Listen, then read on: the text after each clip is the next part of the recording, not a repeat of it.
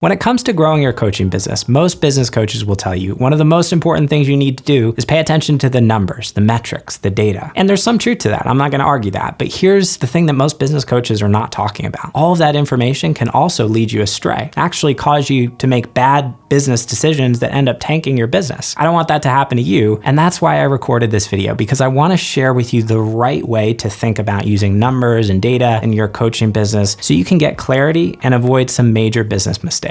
Hey, my name's Jason Moss. I'm a multi-six-figure business coach, and I've helped thousands of coaches grow their businesses. And before we dive into this video, if you're looking for a roadmap that you can follow to get more clients and grow your business, I want you to download my free Get More Clients guide for coaches. Walks through so much of my best advice to help you do that. And you can get it right now by clicking the link above or in the description down below. So the first thing I want to share with you today when it comes to how to think about numbers and data in your business is this idea of vanity metrics. This is a lesson that I learned the hard way. When I first started coaching back in 2016, I was running a coaching business, helping musicians learn how to record and mix their own music online. And I built this big YouTube channel. One of the main ways that I brought leads into my business was I would create content that drew those people in. Over time, what I started paying attention to was the types of videos on my channel that would get the most views. And I noticed that certain types of content, particularly content that was more broad, that was more focused on wider audiences, would get more traffic. Here's what I learned over time. The videos that brought in the most views weren't necessarily correlated with the videos that brought in the most sales. And I'd attract a lot of people watching these videos, and there'd be lots of people who'd be like, oh, wow, this is interesting, but they weren't necessarily my ideal clients. So I ended up building this big email list of almost 50,000 subscribers, but I was only making six figures, where today I run an email list that, is maybe a quarter of the size, but I make 3, 4, 5, 6 times what I used to make. So here's the thing that I learned. When it comes to creating content and showing up online, it's very tempting to focus on front end numbers, but those things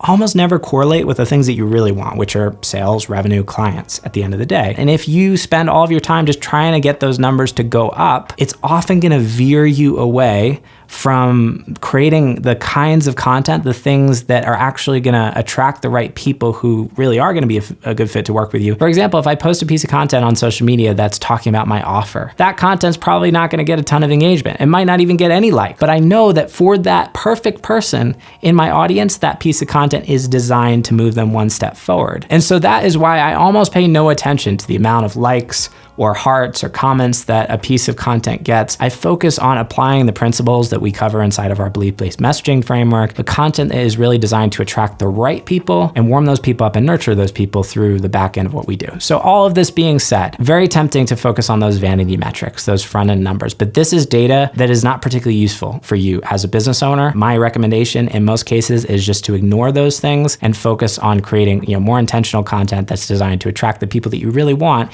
even if those numbers are going to be smaller on the front end. The next thing I want to share with you is this idea of quantitative versus qualitative feedback. Two very different ways you can look at whether or not you're on track in your coaching business. Quantitative feedback is the numbers, the data, the metrics. These are things that you can look at. Typically on, all platforms are going to have these numbers. On the other hand, we have qualitative feedback, and that's more of like the mushy stuff. It's more about like the conversations that you're having with people. So for example, when I'm looking at my content strategy and I'm trying to figure out, is a piece of content effective, or is what I'm doing working, I'm much more inclined to pay attention to the things that people tell me on sales calls when they're like, oh, I saw that one piece of content of yours and that really resonated with me. And that's qualitative feedback versus, how many likes something got. Not super useful because that information almost never correlates with what we really want on the back end. So this is another case where paying too close attention to the numbers doesn't actually end up bringing you more of what you want oftentimes at the end of the day. And paying more attention to that qualitative feedback, this stuff is more useful when it comes to figuring out how to adapt your approach and shift, your content strategy to be more effective. As an example, just to illustrate this point, we run a lot of ads on Meta's platform. So on Instagram and Facebook, that's a core way that we generate leads in our coaching business today. If I was just focused when I was running on those ads on how do I generate the lowest lead costs, I could spend all day trying to make that number go down and figuring out how to tweak our ads. But oftentimes the lowest cost leads are the worst leads. I'd much rather pay, 2, 3, 4 times more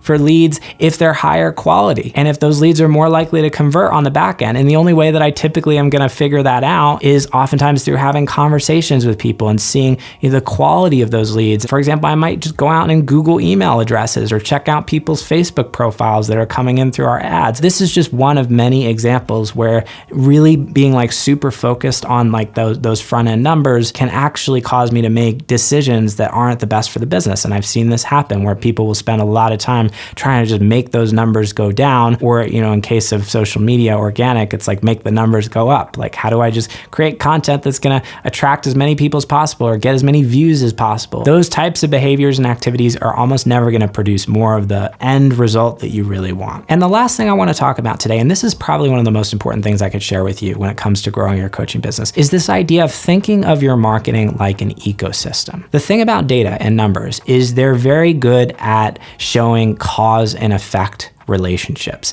and looking at things in a very narrow short-term way. In other words, I can see how many people clicked on a post that I shared, and I can look at the success of a piece of content in that very narrow way, just looking at those numbers. But the truth is, marketing doesn't work this way because relationships don't work this way. Relationships are not formed based on one piece of content or one interaction that somebody has with you. If you look at the journey that somebody takes from stranger to client, just in our business, it might be, they click on an ad of ours, and then they join our email list, and then they check out a couple videos on our YouTube channel. All these little things are little deposits that we are planting seeds in the minds of our ideal clients. It's not that any one piece of content or any one thing is going to tip someone over the edge. It's the accumulation of all those little micro deposits from showing up consistently. So if you're focused in a very narrow way in terms of just looking at those front end numbers and using that as a judge as to whether or not something is effective, oftentimes it's going to veer you away from that more long-term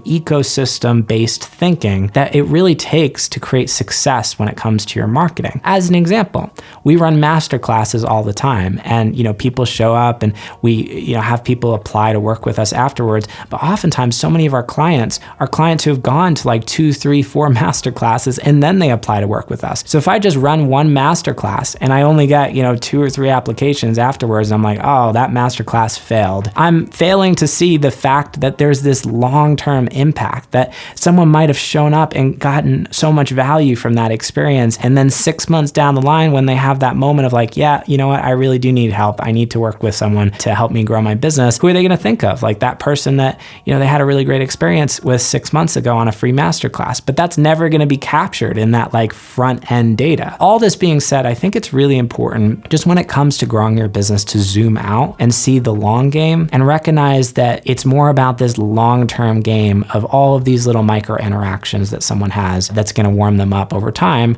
to being a good fit to work with you. Okay, so let's make this practical. Like, what are the key takeaways from this video? The first thing is, I'm not telling you not to pay attention to the numbers at all in your business, despite the clickbaity headline of this video. My recommendation is to hold numbers and metrics and data lightly and to balance that with your intuition and more of that kind of more holistic, long-term focused approach when it comes to figuring out whether or not you're on the right track. And paying particular attention to what people are telling you in terms of in their applications or on sales calls. I do pay a lot of attention to those things. So if someone tells me a particular piece of content was the thing that really nudged them over the edge, that's information that I'm going to value heavily over, what something might look like on the surface in terms of, the numbers and the metrics that I might see in my email marketing software, for example. The other thing is you're committed to the long game in your business, which means you don't show up every day in your content with this like get energy. Like it's more like I'm showing up every day committed to the heart of service and contributing and adding value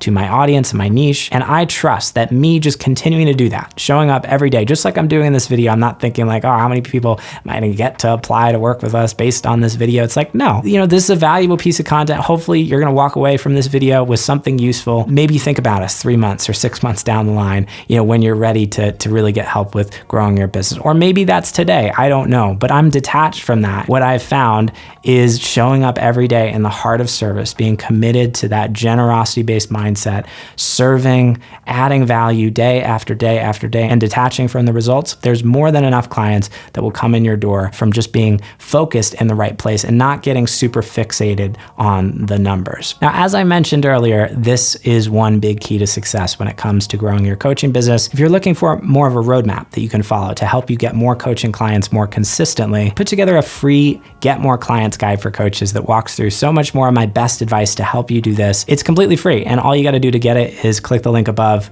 or in the description down below. And if you enjoyed this video, you're definitely gonna love that one too. So click the link on the screen to go check that out, and I'll see you in the next video.